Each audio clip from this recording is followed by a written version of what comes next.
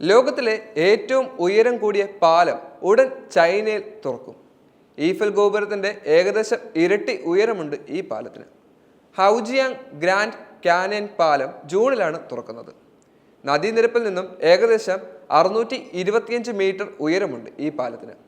Empire state ബിൽഡിങ്ങിനേക്കാൾ 200 metre കൂടുതൽ ഉയരമുണ്ടിത്. ബീപ്പാൻ നദിക്ക് കുറുകെ മലയിടുക്കുകളെ ബന്ധിപ്പിച്ചുകൊണ്ടാണ് ഈ എഞ്ചിനീയറിംഗ് വിസ്മയം തീർത്തിരിക്കുന്നത്. ഏകദേശം 22,000 ടൺ ഭാരമുണ്ട്. വാഹനയാത്രക്കാർക്ക് ഇത്രയും ഉയരത്തിലെ യാത്ര ത്രില്ലിംഗ് അനുഭവം സമ്മാനിക്കുകയും ചെയ്യും. ചൈനയുടെ ദക്ഷിണ പടിഞ്ഞാറേ ഭാഗത്തെ ഗൈജോയ് പ്രവിശ്യയിലെ ലിയോഷിക്കും ആങ്ലോങ്ങിനും മധ്യേ വാഹനയാത്രയ്ക്കായി 2020 ഈ ബൃഹത് പദ്ധതിയുടെ പണി ആരംഭിച്ചിരുന്നത്.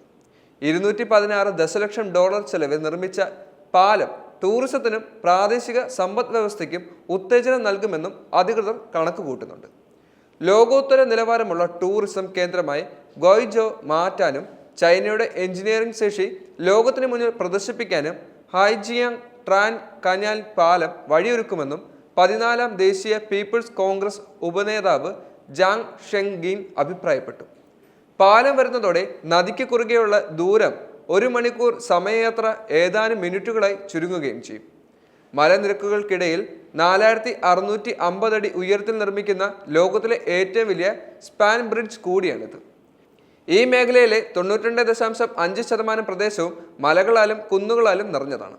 ഇവിടെയാകെ 1970-കൾക്ക് ശേഷം 30,000 പാലങ്ങൾ പണിതിട്ടുണ്ടെന്ന് മാത്രമല്ല, ലോകത്തിലെ ഏറ്റവും ഉയരം കൂടിയ 100 പാലങ്ങളിൽ പകുതിയോളം ഇവിടെയാണ്.